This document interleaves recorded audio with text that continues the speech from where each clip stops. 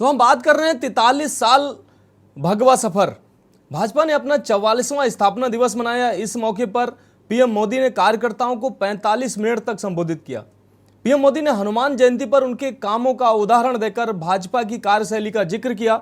उन्होंने कहा कि भाजपा हनुमान के कैन डू एटीट्यूड की तरह काम करती है और सबकी मदद करने की कोशिश भी करती है। देखिए हमारी रिपोर्ट।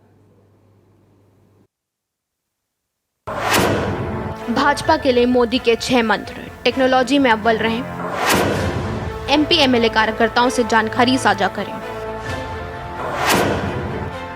दुनिया की दूसरी पार्टियों से भी सीखें, सेलिब्रेशन करें, साथ ही कमर भी कसें।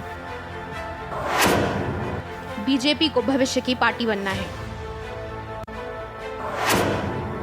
अति आत्मविश्वास का शिकार ना हो, चुनाव में परिश्रम करें। पीएम ने जनसंघ और आज की भाजपा की बात की। कहा कि कार्यकर्ता अति आत्मविश्वास में ना रहें, लोगों से जुड़ें। कांग्रेस और दूसरे विपक्षी दलों पर निशाना साधा। कहा कि ये दल भाजपा के काम को पचा नहीं पा रहे हैं। ये हताश लोग कह रहे हैं कि मोदी तेरी कब्र खुदेगी। उन्होंने भाजपा के फ्यूचर प्लान को भी कार्यकर्ताओं के साथ शेयर किया।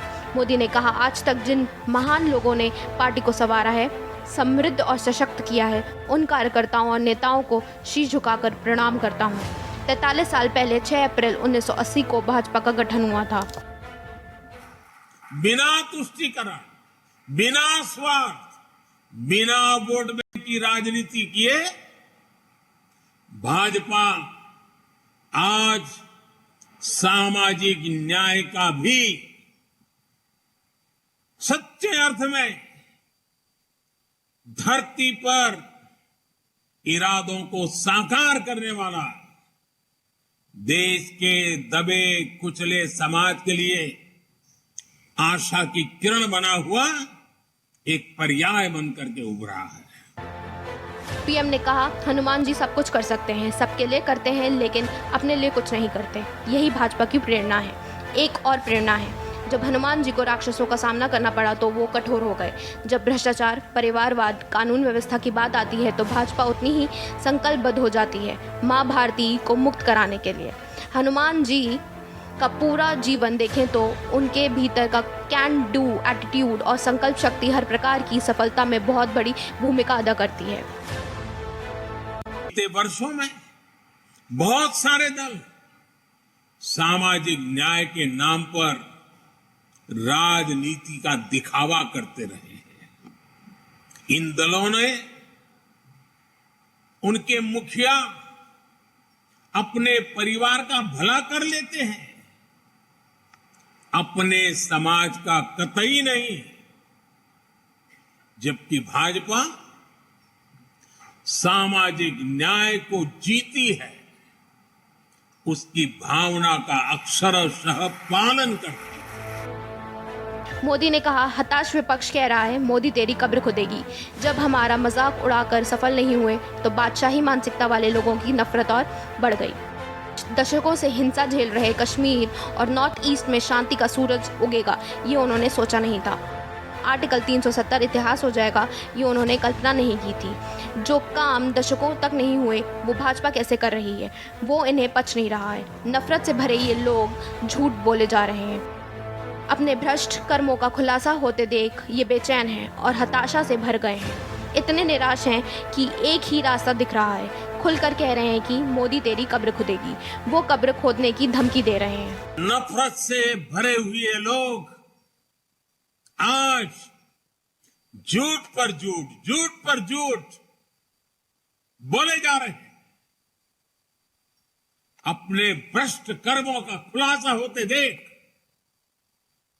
ये बेचैन है, हताशा से भर गए। इसलिए अब ये लोग इतने हताश, इतने नाराज हो चुके हैं कि अब एक ही रास्ता उनको दिख रहा है, एक ही उपाय दिख रहा है और वो खुल करके कहने लगे हैं, मोदी तेरी कब्र खुदेगी। वो कब्र खोदने की धमकी देने लगे। बादशाही मानसिकता वाले इन लोगों को इन पार्टियों को एक बात पता नहीं है। आज देश का गरीब, देश का सामान्य मानवी, देश का युवा, देश की माताएं, बहनें, बेटियां, दलित, पीड़ित, शोषित, वंचित, आदिवासी, हर कोई भाजपा के कमल को खिलाने के लिए, भाजपा के कमल की रक्षा करने के लिए वो ढाल बनकर के खड़ा हुआ है। पीएम ने कहा, मैं आंकड़े देता रहता हूँ, 15 से 20 दिन की बात बताता हूँ।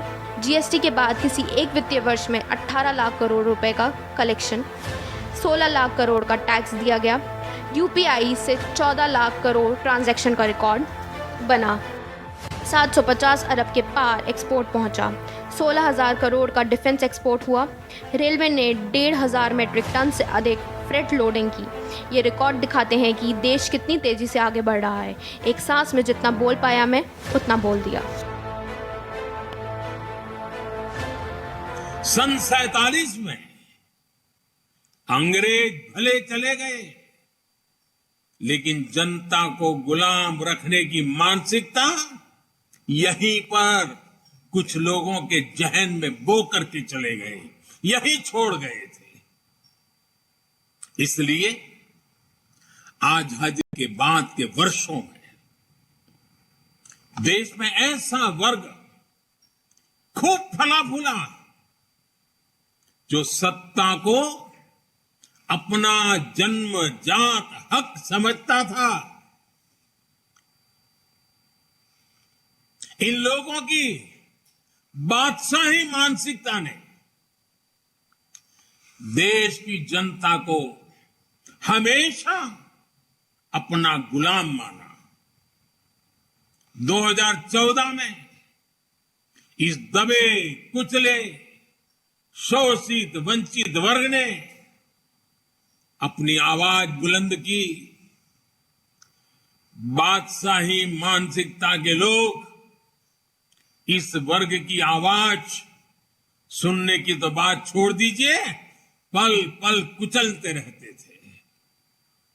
इसलिए हमारी सरकार के पहले कार्यकाल में ही बादशाही मानसिकता वाले इन लोगों ने इन शोषितों, वंचितों, दलितों, पिछड़ों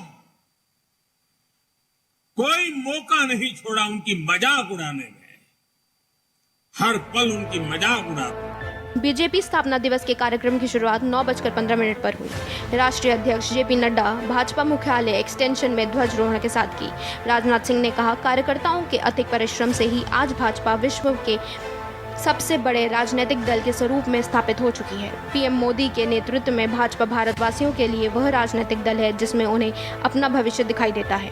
समाज के कमजोर वर्गों के लिए भाजपा एक मजबूत संबल बनकर काम कर रही है और देश की विकास यात्रा को नए शिखर तक स्थापित करने में पूरे मनोयोग से प्रयासरत है। स्पेशल डेस्क के न्यूज़ इंडिया।